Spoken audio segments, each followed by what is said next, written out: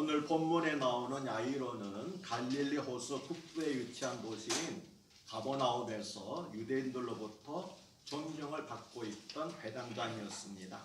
회당장은 해당 건물을 관리할 뿐만 아니라 매 안식일마다 회당에서 진행되는 예배를 주관하는 책임자였습니다.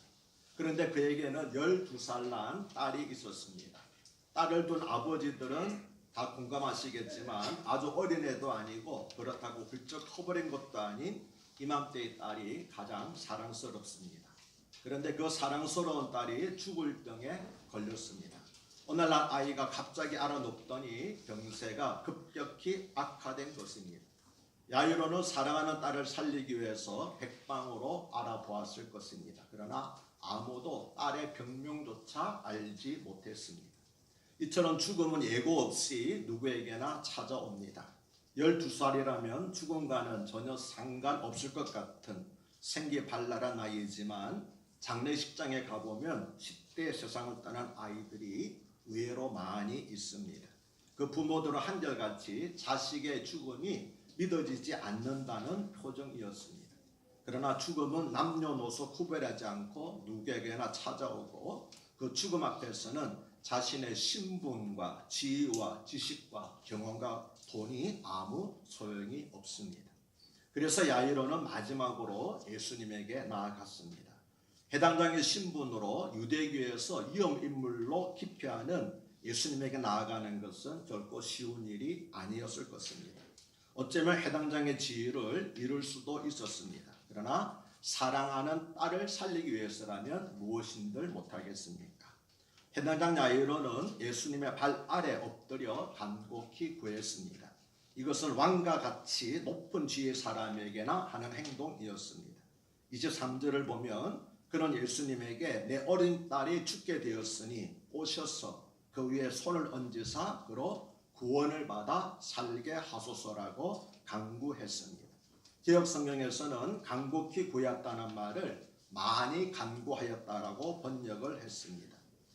야이로는 예수님이 허락하실 때까지 계속 간청했다는 것입니다.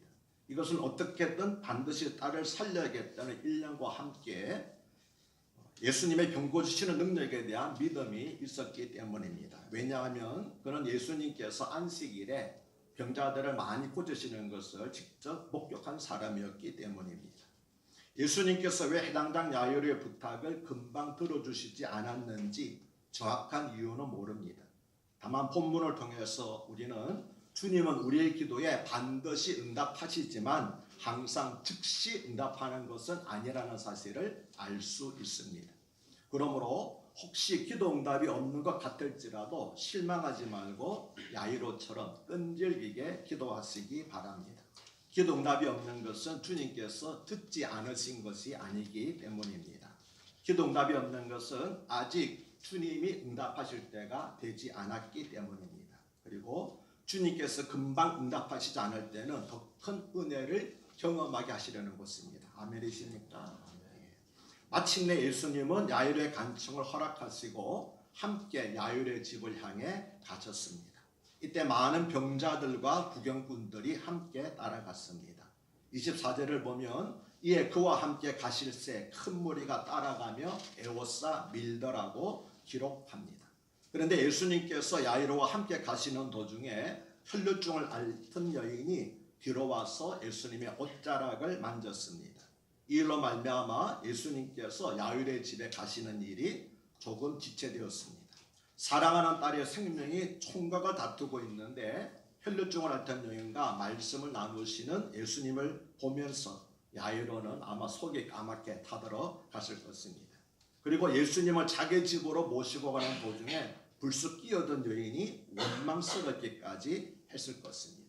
그러나 주님은 이와 같은 야이로의 마음을 아는지 모르는지 결코 서두르지 않으셨습니다.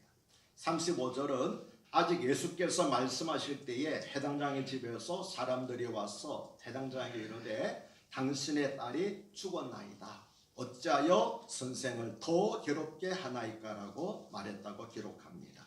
아직 예수께서 말씀하실 때는 혈루증을 앓던 여인과 고침받은 여인과 예수님이 말씀하실 때를 말합니다. 그런데 어찌하여 선생을 더 괴롭게 하나이까라는 말은 예수님에 대한 불신과 조롱이 담겨져 있는 표현입니다.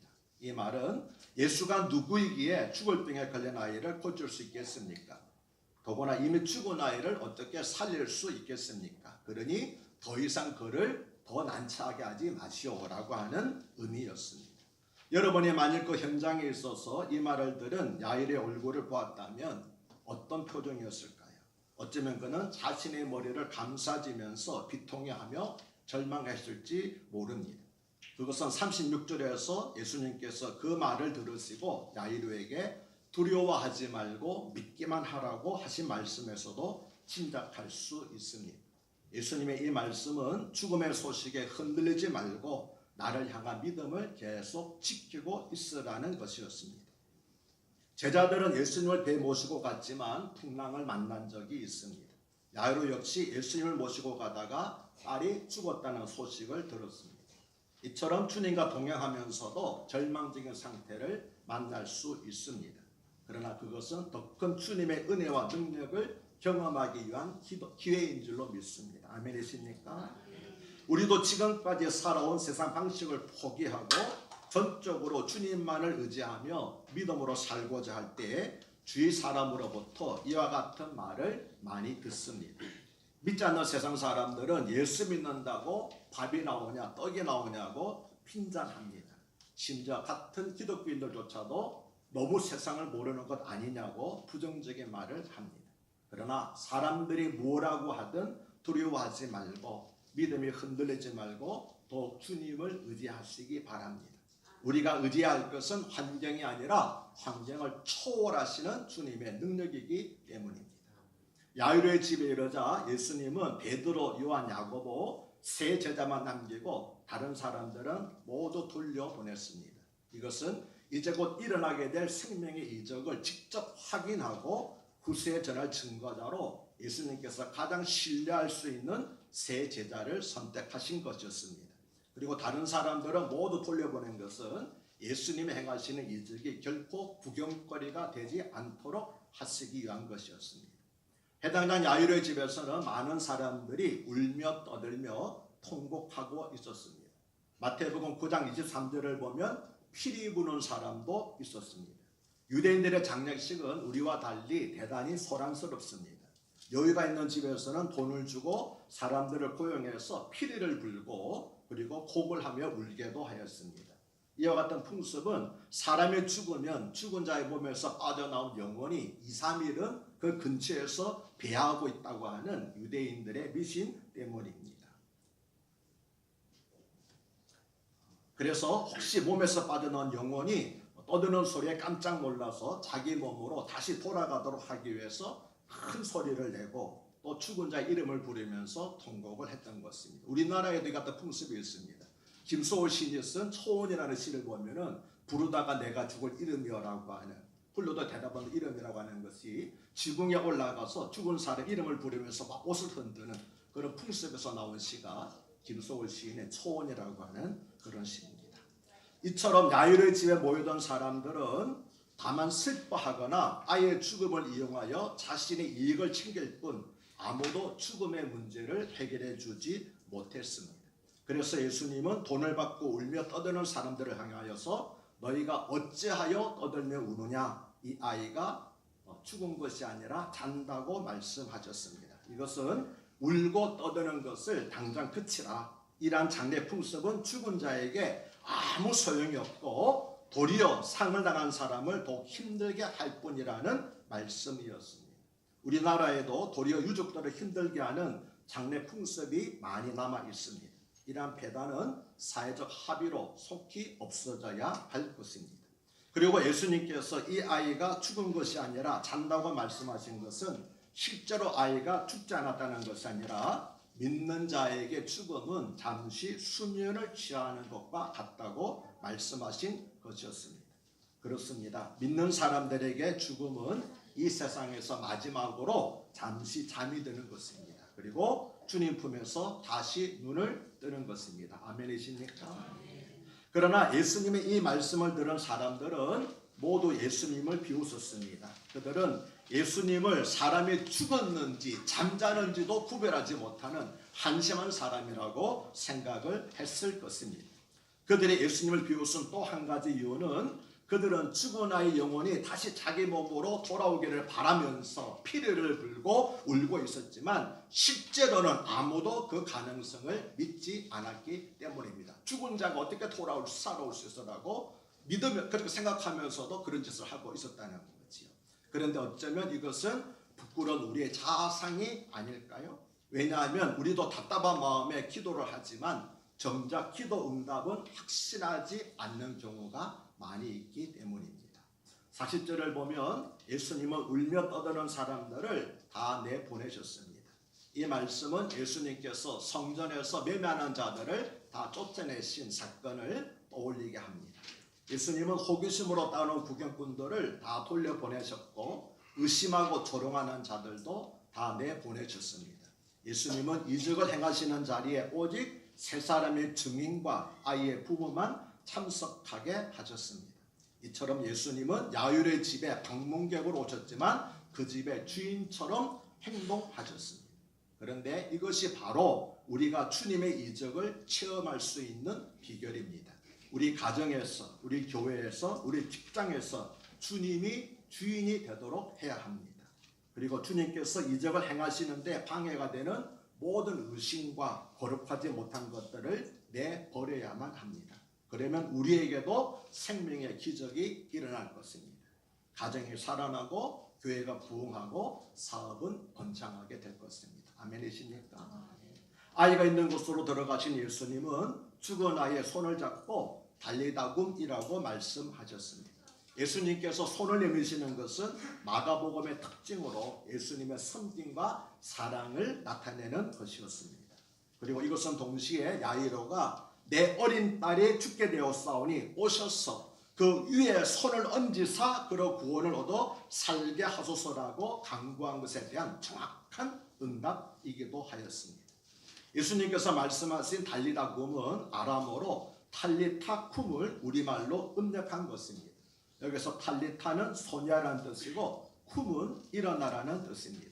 그래서 탈리타쿰은 소녀야 일어나라는 뜻입니다.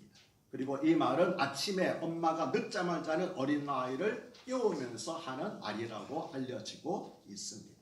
그런데 마가가 소녀야 일어나라고 하는 탈리타쿰에다가 뭐라고 말을 첨가하고 있습니까? 내가 너에게 말하노니라는 말을 첨가하고 있는 것은 예수님의 말씀의 능력을 강조하기 위해서 내가 말하노니 너는 일어나라고 예수님의 말씀의 능력을 강조하기 위해서 원래 탈리타쿰이라는 말 속에는 포함되지 않는 그 단어를 설명을 추가시킨 것이었습니다. 예수님께서 손을 내밀어 죽은 아이의 손을 잡고 달리다굼이라고 말씀하시는 장면을 상상해 보셨습니까? 죽은 아이가 살포시 눈을 뜨면서 예수님과 눈이 마주치는 장면을 상상해 보셨습니까?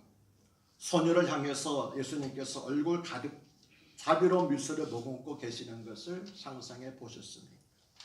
오 사랑하는 성도 여러분, 우리도 천국에서 잠에서 깨어나 다시 눈을 뜰 때 내 손을 잡아 일으키시며 나를 향해 미소 주시는 주님의 얼굴을 가장 먼저 보게 될 줄로 믿습니다.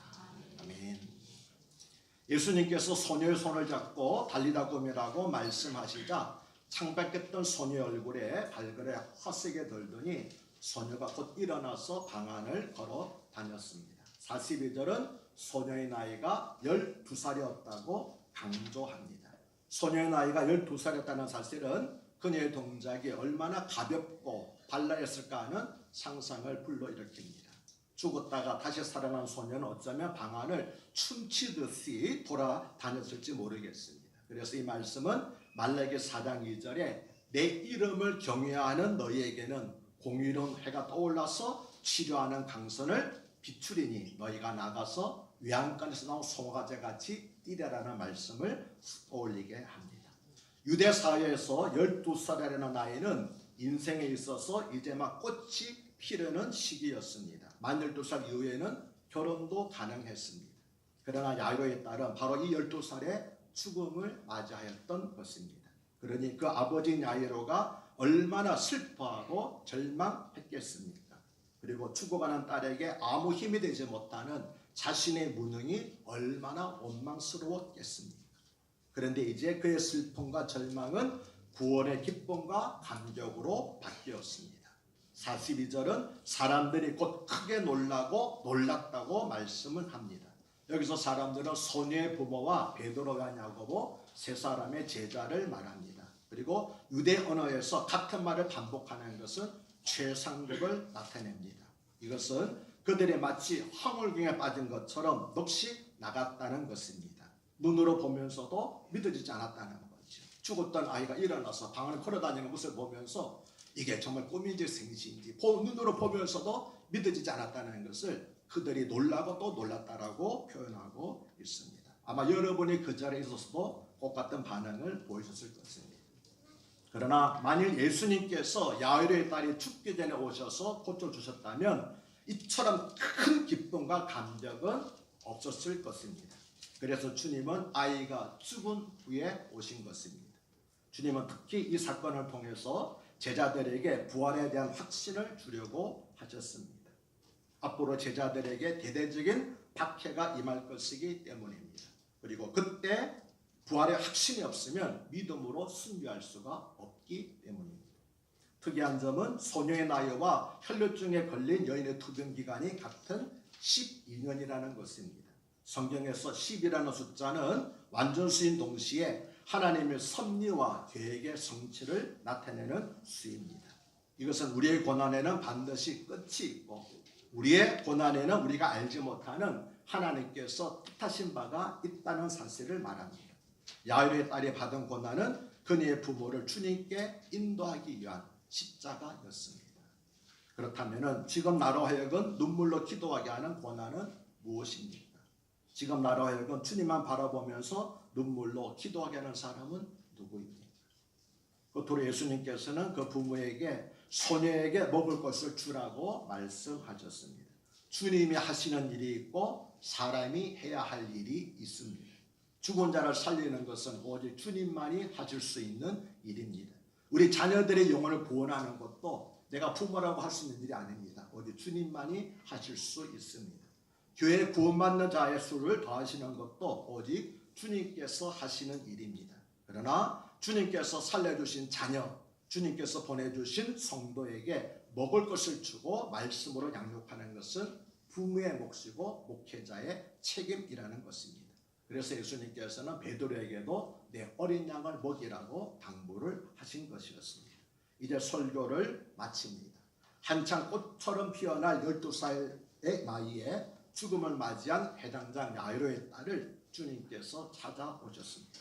소녀의 부모는 아이가 죽기 전에 주님이 오셔서 고쳐주시기를 바랐지만 주님은 아이가 죽은 후에 오셔서 참 생명과 부활의 기쁨을 더하여 주셨습니다.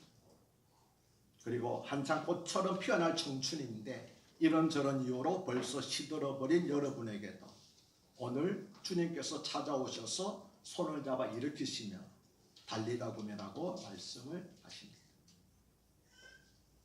여러분은 주님이 너무 늦게 오셨다고 이미 내 꿈을 포기한 지 오래되었다고 말할지 모르지만 주님은 가장 적절한 주님의 시간에 나를 찾아온 것입니다.